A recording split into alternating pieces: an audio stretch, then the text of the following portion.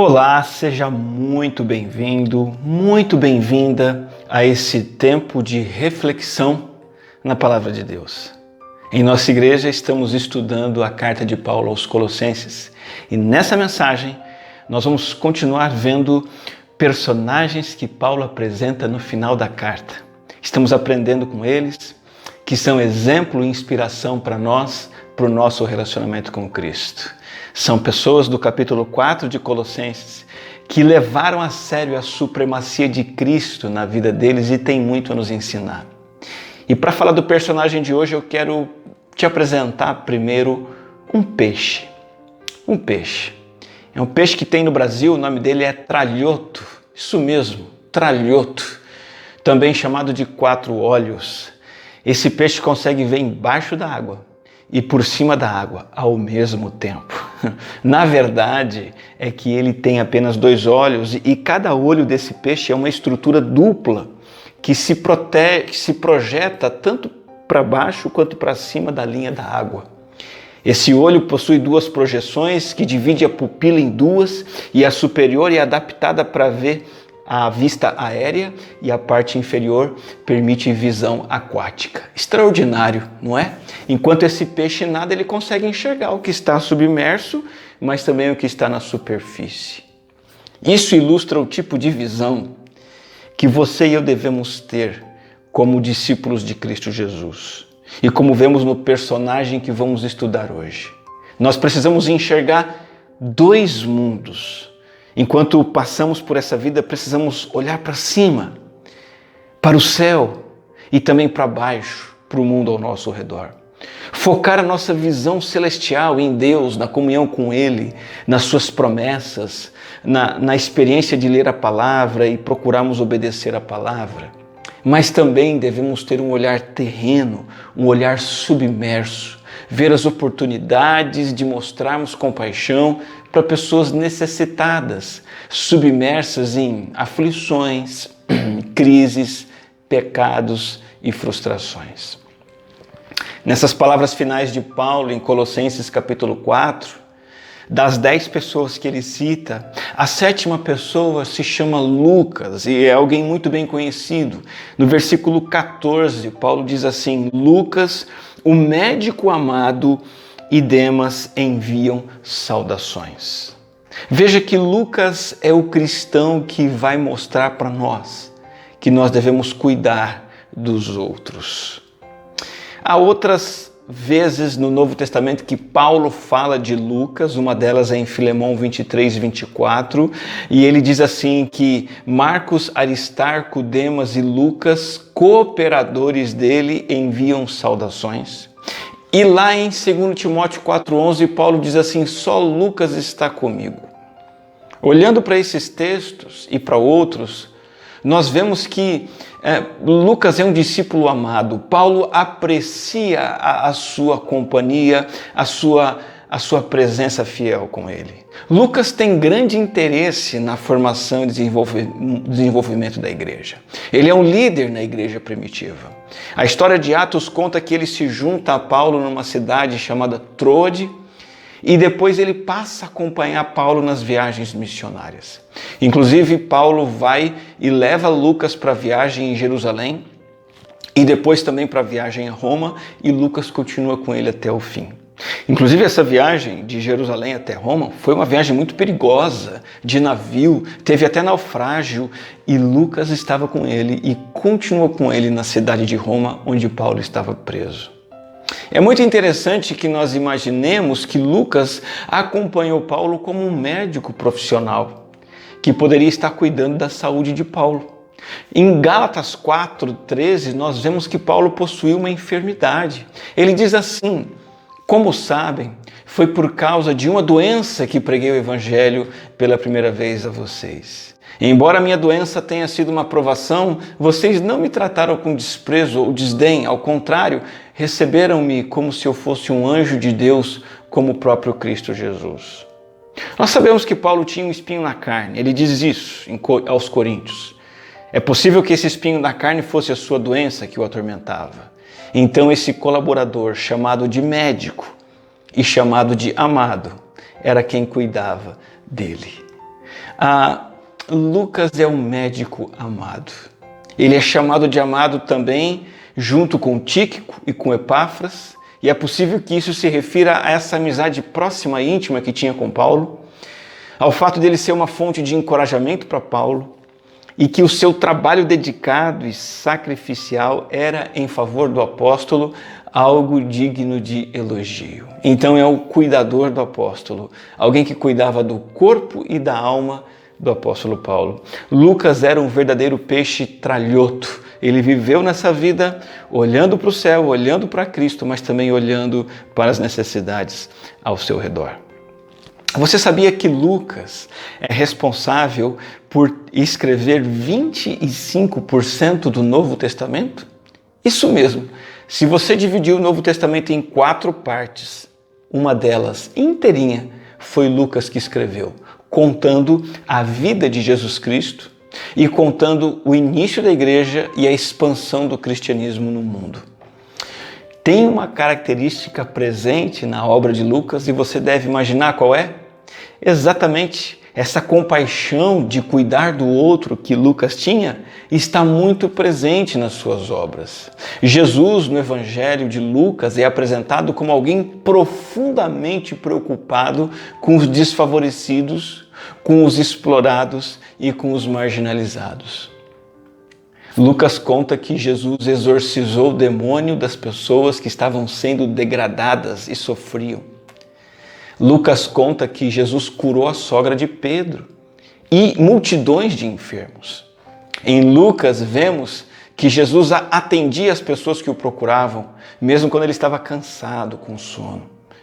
Jesus conversou com o leproso, tocou no leproso, o curou da sua lepra. Lucas conta que, certa vez, Jesus recebeu um paralítico que foi levado até ele por uma abertura no telhado e enquanto ele ensinava, Jesus parou para dar atenção àquele homem.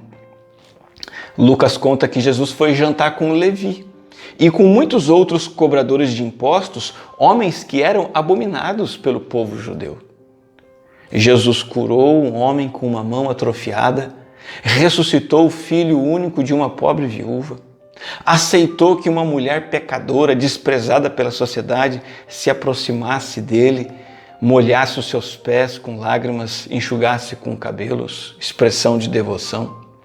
Ele ressuscitou a filha de um homem chamado Jairo. Jesus multiplicou o alimento para pessoas que estavam com fome, uma multidão enorme, não tinham o que comer e Jesus lhes deu alimento. Jesus curou 10 leprosos num lugar, num povoado que ficava entre a Samaria e a Galileia. Esse era um lugar desprezado pelos judeus. Jesus recebia crianças, dava atenção, valorizava as crianças. Certa vez um jovem rico procurou, preocupado sobre vida eterna. Jesus deu atenção para ele. Uma vez Lucas conta que Jesus curou um mendigo cego em Jericó. Ninguém dava a mínima para esse homem, mas Jesus deu atenção para ele. Jesus foi na casa de um cobrador de impostos, o Zaqueu, teve uma conversa com ele. E Jesus curou a orelha de um homem que estava indo prendê-lo para matá-lo. E Pedro decepou a orelha desse homem com uma espada, mas Jesus curou o seu próprio inimigo. O evangelho que Lucas conta é o evangelho que destaca a compaixão e a bondade de Jesus de forma notável. Uma coisa muito interessante no evangelho de Lucas, várias vezes ele menciona banquetes, jantares. Sabe por quê? Porque a mesa de refeição era uma perfeita expressão de aceitação, amor e intimidade. Quando uma pessoa recebe outra para um jantar, naquele mundo antigo, significa que você é bem-vindo, se achega até mim.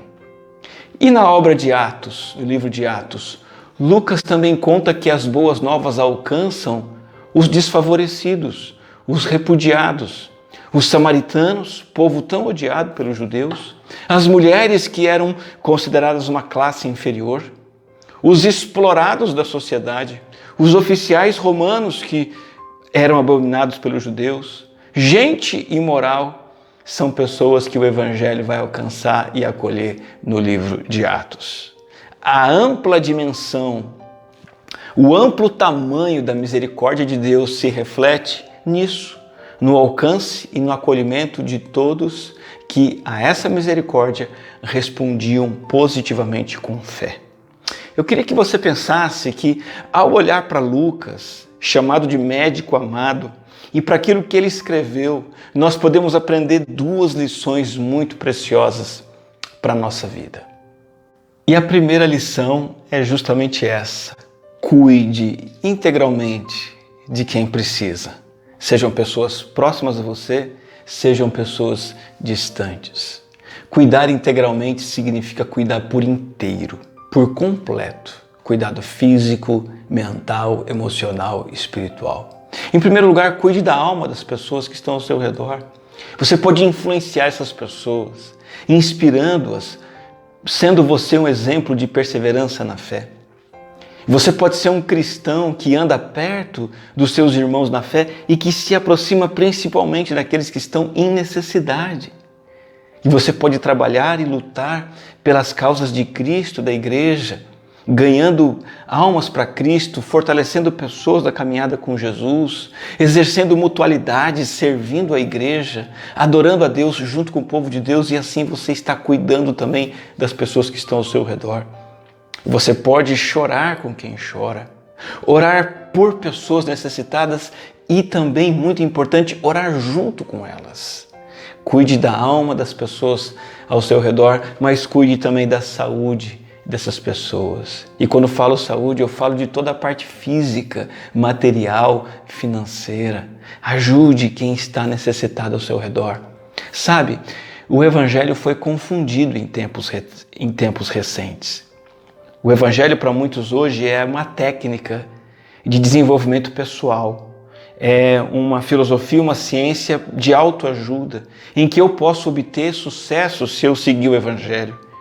O Evangelho é uma boa terapia para mim, para o meu uso que está aí no mercado. O Evangelho é uma boa forma de melhorar minha autoestima. E muitos têm pregado sobre isso, mas o Evangelho não é um segredo de sucesso pessoal, não é algo de uso próprio. O Evangelho faz com que você e eu nos voltemos para os outros.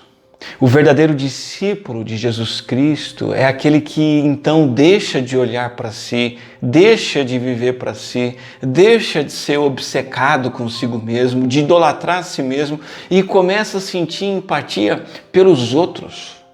Começa a buscar o bem-estar dos outros que estão ao seu redor. Ora, quem é Zaqueu na Bíblia, senão um grande exemplo disso? Lucas 19:8 diz assim: olha, Senhor, Jesus ouvindo Zaqueu dizer. E Zaqueu diz: Senhor, estou dando a metade dos meus bens aos pobres, e se de alguém extorquir alguma coisa, devolverei 4 vezes mais. Quando Zaqueu teve um encontro real com Jesus Cristo, isso o transformou. Ele deixou de ser um acumulador, alguém que queria mais e mais para si, dinheiro e bens e fama e sucesso e cargos.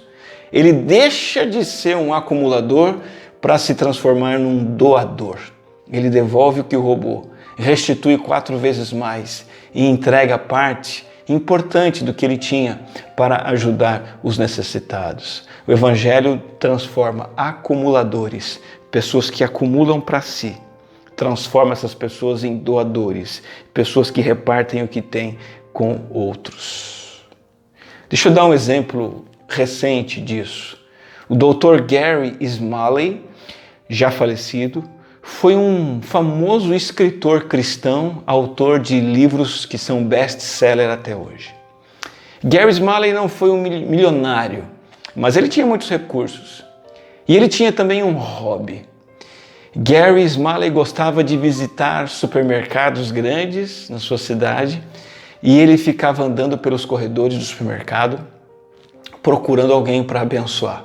Como que ele fazia? Quando ele identificava uma pessoa, uma família, com um carrinho cheio, mas ele desconfiava que aquela pessoa não tinha recursos para pagar totalmente aquela compra, ele ficava por perto. E quando aquela pessoa se dirigia à fila do caixa, ele, de maneira bem discreta, ia conversar com a funcionária atendente no caixa e dizia para ela assim: olha, quando aquela pessoa concluir a compra, está aqui meu cartão. Diga para ela que alguém anônimo, que não quer se identificar, pagou toda a compra para ela. Aproveita também para dizer para essa pessoa que Deus a ama muito. Só que não para por aí. Ele procurava um lugar no supermercado onde continuasse escondido, mas pudesse observar a pessoa indo embora com as compras, porque ele gostava de ver a reação alegre e surpresa daquelas pessoas. Sabe o que o Gerb nos ensina? Que ser generoso produz bênção e alegria. Não só para quem recebe, mas também e ainda mais para quem doa, para quem favorece. Lá no livro de Atos, no capítulo 20, está escrito assim, Paulo diz, em tudo que fiz, mostrei a vocês que mediante trabalho árduo devemos ajudar os fracos, lembrando as palavras do próprio Senhor Jesus Cristo que disse, a maior felicidade em dar do que em receber. Cuidar assim dos outros requer compaixão. É a compaixão de Jesus. Ele é a fonte da compaixão. O Jesus de Nazaré que é compassivo, cheio de misericórdia e amor para conosco, esse Jesus nos move a agir em compaixão para com os outros. Primeira lição que vemos com Lucas então, cuide integralmente de quem precisa ao seu redor. A segunda lição, use suas capacidades, suas aptidões em prol do Evangelho. Lucas era um médico amado, não é? Então, como médico, nós vemos que ele dedicou os seus conhecimentos ao avanço e cuidado do reino de Cristo e do povo de Cristo. E aqui nós ressaltamos esse princípio cristão que é tão valioso, o princípio da mordomia. O princípio que nós não somos donos de nada, somos apenas mordomos de tudo que Deus coloca nas nossas mãos. Você sabe quantas horas você tem na sua semana? São 168 horas. Sabe quais são os seus talentos naturais, os seus dons espirituais? Você sabe também que você tem recursos materiais? Como você acha que o Deus compassivo, que te deu tudo isso, espera que você use todas essas coisas? Você acha que Deus quer que você use o seu tempo, o seu dinheiro, talentos de forma egoísta, egocêntrica, gananciosa? Será que Deus não quer que você use isso de forma altruísta, olhando para quem precisa e socorrendo a quem precisa? Por exemplo, qual é a sua especialidade? Qual é a sua aptidão, sua paixão? Talvez a sua profissão. Talvez você seja bom na área braçal, talvez na área de manutenção. Talvez você tenha a ver com música, talvez sua área seja a área da educação, a área da saúde, a área de plantas, a área de manutenção, seja qual for, consagre isso ao Senhor, não apenas para você receber o seu salário, mas para você abençoar vidas, usar em prol do Evangelho. De que maneira? Deixa eu dar um exemplo. O Reinaldo Bui é um dos nossos missionários lá em Paulo Afonso, na Bahia, no Trabalho no Sertão. Você sabia que durante um tempo ele usou aulas de violão como estratégia evangelística? Mas quem o conhece sabe e brinca com ele, né? Que ele é professor de violão. Então ele ministra na vida de pessoas ensinando violão, mesmo sem saber tocar e mesmo sendo surdo. E de fato, Reinaldo Bui tem um problemazinho auditivo. E brincam que ele nem sabe tocar violão. E ainda assim ele usa esse recurso para abençoar vidas. Sabe, servir no reino não é para pessoas super capazes, super talentosas, incríveis. Não. Servir no reino é para gente humilde que quer servir com amor. Então deixa eu concluir essa reflexão trazendo coisas práticas para nós. Estão brotando ao nosso redor necessidades e oportunidades de cuidarmos integralmente de outras pessoas. Nós, como igreja, já temos o projeto da Igreja Fonte no Sertão. Um projeto enorme. Estamos ofertando para esses irmãos. Isso é oferta de amor, isso é ajuda, isso é cuidado. Agora, recentemente, temos sido desafiados por esse projeto maravilhoso da Vila Minha Pátria, um projeto da Junta de Missões Mundiais e Nacionais, em que nós estamos nos oferecendo para ajudar a acolher refugiados afegãos que estão vindo para o Brasil. Se envolva com isso, ajude, use seus dons, seus talentos, capacidades, seu tempo, seus recursos. Temos também aqui em Morungaba um projeto pouco conhecido, a Chácara Reviver, que é um lugar de acolhimento e cuidado de pessoas que são viciadas em drogas e que busca recuperar essas pessoas. O projeto da Chácara Reviver precisa de ajuda, precisa de material de limpeza, alimento e uma porção de outras coisas. Qual vai ser sua resposta diante desses desafios? Existem 3 respostas. Primeiro é você se esquivar, continua na sua, cuidando só dos seus problemas, olhando só para as suas necessidades. A segunda reação, e infelizmente ela existe, é a reação de criticar. Sim, tem gente que critica. Por que a igreja tem que ficar ajudando o refugiado, ajudando o povo sertanejo, ajudando viciados em drogas? Para com isso. Tem gente que diz assim.